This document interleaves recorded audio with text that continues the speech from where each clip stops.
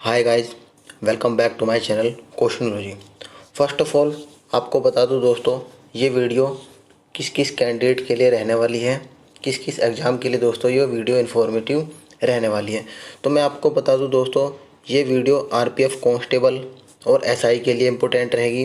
Paramedical, RRB JE, group D, NTPC stage first हो चाहे second हो, इन सभी के लिए दोस्तों ये वीडियो इम्पोर्टेंट रहने वाली है। और दोस्तों थोड़ा बहुत एएलपी सीबीटी 1 और सीबीटी 2 यानी कि एएलपी वालों के लिए भी इसमें क्वेश्चन कम पूछे जाते हैं, तो इसके लिए थोड़ा सा कम इम्पोर्टेंट रहने वाली है। लेकिन बाकी दोस्तों ये सभी पांचों एग्ज़ाम के लिए, आरआरबी के जो भी ये पांचों एग्ज़ाम होते हैं, इनके लिए बहुत ही इम्पोर्टेंट वीडियो रहने वाली है। ये वीडियो दोस्तों आप लोग को रोज़ रात को 8 बजे आप लोग को प्रोवाइड होने वाली है। इस वीडियो में दोस्तों आप लोगों को मैं बता दूं कि बिल्कुल डिटेल में आप लोग को यहाँ पर पढ़ाया जाएगा। और आप लोग को अगर यहाँ पर मैं बता दूं दोस्तों, अगर आप लोगों को क्विक रिवीजन करना है दोस्तों जीके जीएस से संबंधित, तो सुबह 8 बजे आप लोग को वीडियो प्रोवाइड हो जाएगी इस चैनल पर। और रात के 8 बजे दोस्तों यहाँ पर डिटेल में एक्सप्लेनेशन के साथ आप लोग को जीके जीएस के संबंधित क्वेश्चन कराए जाएंगे। तो यहाँ पर मैं जितने भी आरआरबी में दोस्तों क्वेश्चन पूछे गए हैं उनको, और जिनके पूछे जाने की संभावना ज़्यादा है उनको दोस्तों यहाँ पर मैं डिस्कस करूँगा बिल्कुल डिटेल के साथ। आप लोग को देखकर मालूम हो जाएगा कि बिल्कुल डिटेल के साथ यहाँ पर पढ़ाया जा रहा है। अगर आप लोग को दोस्तों कंटेंट अच्छा लगे तो अपने फ्रेंड सर्किल में आप लोग इसको वीडियो को शेयर कर सकते हैं, वीडियो को लाइक कर सकते हैं। चलिए स्टार्ट करते हैं वीडियो। यहाँ पर सबसे पहले मैं आप लोगों को दोस्तों पॉलिटी का टॉपिक पढ़ाऊँगा। इसमें आप लोगों को नागरिकता से संबंधित क्वेश्चन, मूल अधिकार, मौलिक कर्तव्य, राज्य के नीति निर्देशक सिद्धांत, संसद और विधानमंडल से संबंधित जितने भी दोस्तों इंपॉर्टेंट क्वेश्चन बन सकते हैं या पूछे गए हैं प्रीवियस एग्जाम में, उनको यहाँ पर मैं डिस्कस करूँगा। तो देखिए सबसे पहले क्वेश्चन है दोस्तों, क्या कोई व्यक्ति दोनों सदन का सदस्य बन सकता है? तो आंसर रहेगा दोस्तों इसका नहीं। ठीक है, ये आरपीएफ एसआई का दोस्तों क्वेश्चन रहने वाला है। यहाँ पर मैं दोस्तों एक्सप्लेनेशन भी आप लोगों के साथ डिस्कस करूँगा, तो वीडियो थोड़ा सा लंबा हो जाएगा दोस्तों, क्योंकि एक क्वेश्चन का एक्सप्लेनेशन मैं ज़्यादा करने वाला हूँ। उसके अंतर्गत एक क्वेश्चन से आप लोग को 3-3, 4-4 क्वेश्चन के आंसर यहाँ पर मालूम हो जाएंगे। तो यहाँ पर देखिए दोस्तों, यहाँ पर नहीं कर सकता, क्योंकि एक व्यक्ति संसद के दोनों सदन का सदस्य नहीं हो सकता। यह शर्त राज्य विधानमंडल के लिए भी दोस्तों लागू होती है कि कोई एक व्यक्ति किसी सदन में एक से अधिक सीटों का प्रतिनिधित्व नहीं कर सकता। यदि ऐसा हो भी जाता है तो कोई व्यक्ति 2 सीट के लिए चुना गया हो तो उस व्यक्ति को भारत के चुनाव आयोग सचिव को 10 दिन के अंदर लिखित रूप में अपनी इच्छा की सीट के लिए दोस्तों अवगत कराना होगा। अन्यथा ऐसा न करने पर 10 दिनों की अवधि के अंत तक उस व्यक्ति का एक सीट से दोस्तों पद रिक्त हो जाता है। ठीक है, तो इस तरह से दोस्तों ये एक्सप्लेनेशन यहाँ पर किया जाएगा आप लोगों का। सेकंड क्वेश्चन है, सामान्य तौर पर लोकसभा के सदस्यों का कार्यकाल 5 वर्षों का होता है, लेकिन इसे पहले भी ख़त्म किया जा सकता है। तो दोस्तों ये किया जा सकता है, बिल्कुल किया जा सकता है। और ये किसके द्वारा किया जा सकता है वो यहाँ पर पूछा गया है, तो राष्ट्रपति के द्वारा दोस्तों ये किया जा सकता है। इसकी एक्सप्लेनेशन की बात करते हैं तो दोस्तों यहाँ पर आप लोग देखिए, लोकसभा का सामान्य कार्यकाल 5 वर्ष का होता है, परंतु 5 वर्ष की अवधि से पूर्व भी इसको भंग किया जा सकता है। आर्टिकल 85 के तहत राष्ट्रपति केंद्रीय मंत्रिपरिषद की सलाह पर लोकसभा को 5 वर्ष के कार्यकाल से पहले भी दोस्तों उसको भंग कर सकता है। संविधान में वर्णित है कि राष्ट्रपति प्रधानमंत्री और उनकी मंत्रिपरिषद की सलाह पर कार्य करेगा। प्रधानमंत्री आर्टिकल 74 फर्स्ट के अंतर्गत मंत्रिपरिषद का प्रमुख होता है, यानी कि हेड होता है। चलिए नेक्स्ट क्वेश्चन की तरफ बढ़ते हैं। थर्ड क्वेश्चन है यहाँ पर कि निम्नलिखित में से किस राज्य के प्रतिनिधियों की संख्या सर्वाधिक है? मध्य प्रदेश, बिहार, महाराष्ट्र या उत्तर प्रदेश? तो फ्रेंड्स यहाँ पर आंसर होगा उत्तर प्रदेश, इसका राइट आंसर होने वाला है। इन सभी दिए गए राज्यों में से उत्तर प्रदेश में लोकसभा के लिए सबसे अधिक सीटों का यहाँ पर प्रतिनिधित्व किया जाता है। उत्तर प्रदेश में कुल 80 लोकसभा सीट हैं, और मध्य प्रदेश में दोस्तों इसके बाद 29, बिहार में दोस्तों है यहाँ पर 40 लोकसभा सीट, और महाराष्ट्र में 48 लोकसभा सीट रहने वाली है। तो इसका ऑप्शन नंबर डी इसका सही हो जाएगा। अगले क्वेश्चन की तरफ बढ़ते हैं कि भारतीय संसद का कौन सा सदन अधिक शक्तिशाली है? तो दोस्तों लोकसभा जो है ये सबसे अधिक शक्तिशाली होता है। चलिए इसकी डिटेल में एक्सप्लेनेशन कर लेते हैं कि भारतीय संसद को 2 सदनों में विभाजित किया गया है, जिसमें एक सदन राज्यसभा यानी कि उच्च सदन और दूसरा सदन लोकसभा निम्न सदन होता है। लोकसभा का सबसे शक्तिशाली सदन होता है, लोकसभा जो कि संसद का सबसे शक्तिशाली सदन होता है। इसका कारण यह है कि लोकसभा को विधायी तथा कार्यपालिका क्षेत्र में राज्यसभा के सबसे अधिक शक्तियाँ यहाँ पर प्राप्त होती हैं।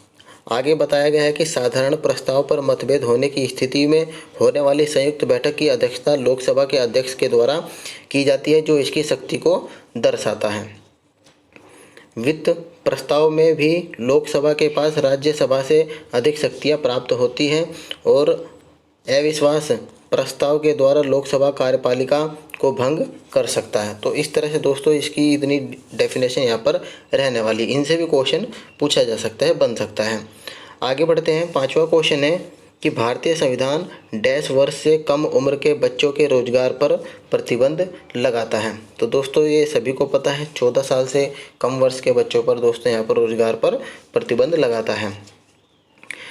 आगे हम डिटेल में देख सकते हैं कि भारतीय संविधान के अनुच्छेद 24 के तहत 14 वर्ष से कम आयु के बच्चे को नियोजन पर प्रतिबंध है। संविधान में उल्लेख है कि 14 वर्ष से कम आयु के बच्चों को किसी भी कारखाना या जी कोई छोटी मोटी फैक्ट्री में काम करने के लिए दोस्तों यहाँ पर नियोजित किया जाएगा। वर्ष 2016 में बाल श्रम संशोधित अधिनियम 2016 के अंतर्गत 14 वर्ष से कम आयु के बाल श्रमिकों के नियोजन पर दोस्तों प्रतिबंध यहाँ पर लगाया गया था। तो आपसे वर्ष 20 में पूछ सकता है। आर्टिकल 16 के अंतर्गत लोक नियोजन के विषय में प्रावधान किया गया है। राज्य के अधीन किसी पद या नियोजन के संबंध में केवल धर्म, मूल वंश, जाति, लिंग, जन्म स्थान, निवास के आधार पर कोई नागरिक अपात्र न हो और न विभेद किया जा सके। अगले क्वेश्चन की तरफ बढ़ते हैं कि राज्यसभा में सदस्यों की कुल संख्या कितनी होती है। तो फ्रेंड्स यहाँ पर होती है 250, ऑप्शन नंबर सी। भारतीय संविधान के अनुच्छेद 80 में बताया गया है कि राज्यसभा के लिए अधिकतम सदस्यों की संख्या 250 निर्धारित की गई है। इससे क्वेश्चन भी बन सकता है कि दोस्तों किस आर्टिकल में ये बताया गया है। तो एक क्वेश्चन आप लोग का इस तरह से भी बन जाएगा। कुल 250 सदस्य में से 12 सदस्य राष्ट्रपति के द्वारा मनोनीत किए जाते हैं। इसमें यह भी बन जाएगा क्वेश्चन कि राष्ट्रपति के द्वारा कितने सदस्य मनोनीत किए जाते हैं, जो कि दोस्तों कला से हो सकते हैं, खेल से हो सकते हैं, संगीत से हो सकते हैं, विज्ञान, साहित्य, समाज सेवा के क्षेत्र आदि से यहाँ पर हो सकते हैं। और बाकी दोस्तों जो बचे शेष 233 सदस्यों का चुनाव किया जाता है। इस प्रकार वर्तमान सदस्यों की कुल संख्या 245 रहती है। राज्यसभा सदस्यों का कार्यकाल दोस्तों 6 वर्ष का हो सकता है, पूछा जा सकता है आप लोग का कांस्टेबल में, आरपीएफ कांस्टेबल में। इस काल में हर दूसरे वर्ष 1/3 दोस्तों सदस्य यहाँ पर सेवानिवृत्त होते रहते हैं। अगला क्वेश्चन है 7वां क्वेश्चन, एक स्वायत्त निकाय के रूप में भारतीय संसदीय समूह का गठन किस वर्ष किया गया। तो फ्रेंड्स ये 1949 में किया गया। आप लोग यहाँ पर देखिए कि एक स्वायत्त निकाय के रूप में भारतीय संसदीय समूह का गठन 16 अगस्त 1948 को संविधान सभा द्वारा अपनाए गए प्रस्ताव के अनुसरण में 1949 में दोस्तों ये किया गया था। इस समूह के पदेन महासचिव के रूप में लोकसभा का महासचिव कार्य करता है। पूछा जा सकता है दोस्तों कि यहाँ पर कौन कार्य करता है। तो यहाँ पर लोकसभा का महासचिव कार्य करता है। समूह के पदेन अध्यक्ष के रूप में लोकसभा का अध्यक्ष कार्य करता है। इस समूह के पदेन उपाध्यक्ष के रूप में लोकसभा तथा राज्यसभा के उपसभापति मिलकर दोस्तों यहाँ पर कार्य करते हैं। 8th क्वेश्चन है हमारा कि 2002 में किस संविधान संशोधन द्वारा शिक्षा को मूल अधिकारों में शामिल किया गया था। दोस्तों यहाँ पर 86वें संविधान संशोधन के अकॉर्डिंग ही दोस्तों यहाँ पर मूल अधिकार में शामिल किया गया था। एक्सप्लेनेशन यहाँ पर देख सकते हैं, व्याख्या। 2 दिसंबर 2002 को संविधान के 86वें संशोधन के अंतर्गत शिक्षा को मौलिक अधिकारों में शामिल किया गया था। ठीक है, ये बात आप लोग को ध्यान रखनी है। इसके लिए एक नया अनुच्छेद 21 क को जोड़ा गया है, जिसमें 6 से 14 वर्ष के आयु के सभी बच्चों को अनिवार्य शिक्षा का प्रावधान राज्य के लिए अनिवार्य कर दिया गया था। 96वें संविधान संशोधन 2011 के अंतर्गत उड़ीसा का नाम बदलकर ओडिशा तथा उड़िया भाषा का नाम बदलकर ओडिया किया गया था। ये भी दोस्तों आपसे पूछा जा सकता है। और 84वें संविधान संशोधन अधिनियम 2001 के आधार पर लोकसभा की मौजूद सीटों की कुल संख्या वर्ष 2026 तक होने वाली जनगणना तक दोस्तों यहाँ पर चेंज नहीं होगी, जो कि 1971 की जनगणना पर आधारित होती है। तो इस तरह से दोस्तों आप लोग देख सकते हैं एक क्वेश्चन से कितने क्वेश्चन यहाँ पर बनकर तैयार हो जाते हैं। तो आप लोग को दोस्तों बिल्कुल ध्यान से पढ़ना होगा। और 42वें संविधान संशोधन 1976 के अंतर्गत संशोधन हुए, जिस कारण इसे मिनी संविधान संशोधन भी दोस्तों कहा जाता है। तो आपसे पूछा जा सकता है दोस्तों कि मिनी संविधान संशोधन किसे कहते हैं। चलिए 9वें क्वेश्चन की तरफ बढ़ते हैं। अल्पसंख्यकों को किस अनुच्छेद के अंतर्गत शिक्षण संस्थान खोलने पर उनके प्रशासन को संभालने का अधिकार प्राप्त है? तो फ्रेंड्स ये आर्टिकल जो कि 30 है, ये इसका सही आंसर हो जाएगा। चलिए व्याख्या देख लेते हैं कि आर्टिकल 30 के अंतर्गत प्रावधान है कि अल्पसंख्यक वर्ग शिक्षण संस्थान की स्थापना और प्रशासन कर सकता है। आर्टिकल 26 के अंतर्गत क्या कहा गया है, और भी दोस्तों यहाँ पर देख सकते हैं 26 के अंतर्गत, 25 के अंतर्गत, 29 के अंतर्गत क्या क्या कहा है, वही भी देख लेते हैं कि आर्टिकल 26 के अंतर्गत सभी धार्मिक संप्रदायों और वर्गों को धार्मिक कार्यों के प्रतिबंध की स्वतंत्रता यहाँ पर प्रदान की गई है। आर्टिकल 25 के अंतर्गत धार्मिक स्वतंत्रता और अंतःकरण की स्वतंत्रता दी गई है। आर्टिकल 29 के अंतर्गत अल्पसंख्यक वर्ग के हितों का संरक्षण और धार्मिक और भाषाई अल्पसंख्यकों को सुरक्षा प्रदान यहाँ पर दोस्तों किया जाता है। चलिए 10वां क्वेश्चन है, लोकसभा का अध्यक्ष डैश द्वारा चुना जाता है। तो फ्रेंड्स ये लोकसभा के सभी सदस्यों के द्वारा लोकसभा का अध्यक्ष चुना जाता है। आगे यहाँ पर डिटेल देख लेते हैं। लोकसभा अध्यक्ष का चुनाव लोकसभा के सदस्यों के द्वारा या राष्ट्रपति के द्वारा दोस्तों निश्चित की गई तिथि के आधार पर ही किया जाता है। लोकसभा के अध्यक्ष और उपाध्यक्ष को सदन में उपस्थित और मतदान करने वाले सदस्य के साधारण बहुमत से लोकसभा के सदस्यों में से चुना जाता है, यानी कि उन्हीं में से दोस्तों एक चुना जाता है। लोकसभा अध्यक्ष को वरीयता क्रम के आधार पर 6ठे स्थान पर रखा गया है। ये आपसे पूछा जा सकता है कि किस स्थान पर दोस्तों यहाँ पर रखा गया है। 11वां क्वेश्चन है, भारतीय संसद का निम्न सदन किसे कहा जाता है? आसान क्वेश्चन है दोस्तों यहाँ पर, और आरपीएफ एसआई में दोस्तों देख लो पूछा गया है कि भारतीय संसद का निम्न सदन किसे कहा जाता है? तो ये लोकसभा को कहा जाता है। दोस्तों ये सभी क्वेश्चन जो कि है आरआरबी में रिपीट होते रहते हैं, ठीक है। एक तो आप लोग को दोस्तों ये ध्यान रखना होगा। अब इसमें डिटेल देख लेते हैं कि भारतीय सदन के दोस्तों 2 सदन होते हैं, लोकसभा और राज्यसभा। लोकसभा को निम्न सदन से भी दोस्तों कहा जाता है। यह अस्थायी सदन भी होता है। पूछ सकता है कि अस्थायी सदन कौन सा होता है और स्थायी सदन कौन सा होता है। राज्यसभा को स्थायी सदन और उच्च सदन के नाम से दोस्तों परिभाषित करते हैं। विधानसभा राज्य स्तर का सदन होता है, इसे निचला सदन कहते हैं। ये दोस्तों स्टेट लेवल का सदन होता है। इस सदन पर जनता के चुने हुए प्रतिनिधि जाते हैं। और विधान परिषद राज्य का एक स्थायी सदन होता है। जिस प्रकार केंद्रीय स्तर पर राज्यसभा को भंग नहीं किया जा सकता दोस्तों, उसी प्रकार दोस्तों यहाँ पर विधान परिषद को भी भंग नहीं किया जा सकता। ये इंपॉर्टेंट बात आप लोग को ध्यान रखनी होगी। चलिए 12वें क्वेश्चन की तरफ बढ़ते हैं। इस वीडियो में दोस्तों मैं आप लोग को 15 क्वेश्चन कराऊंगा। अगर आप लोगों ने दोस्तों रिस्पॉन्स अच्छा दिया तो आप लोगों के लिए मैं दोस्तों आधे घंटे की वीडियो रोज़ आप लोगों के लिए 8 बजे रात को आएगी एक्सप्लेनेशन वाली, और दोस्तों क्विक रिवीजन वाली सुबह 8 बजे आप लोग के लिए आने वाली है। 12वां क्वेश्चन है कि भारत की संसद में कितने सदन हैं? तो दोस्तों 2 सदन है। ये भी बहुत आसान क्वेश्चन एसआई में दोस्तों पूछा गया था, ठीक है। संसद हमारे देश की सर्वोच्च विधायी संस्था है, जिसके 3 अंग होते हैं। पहला होता है राष्ट्रपति, दूसरा होता है राज्यसभा और तीसरा होता है लोकसभा। संसद के 2 सदन होते हैं, जैसा कि हमने पढ़ा, राज्यसभा और लोकसभा। राज्यसभा स्थायी और लोकसभा अस्थायी होता है, ये हम लोगों ने पढ़ लिया है।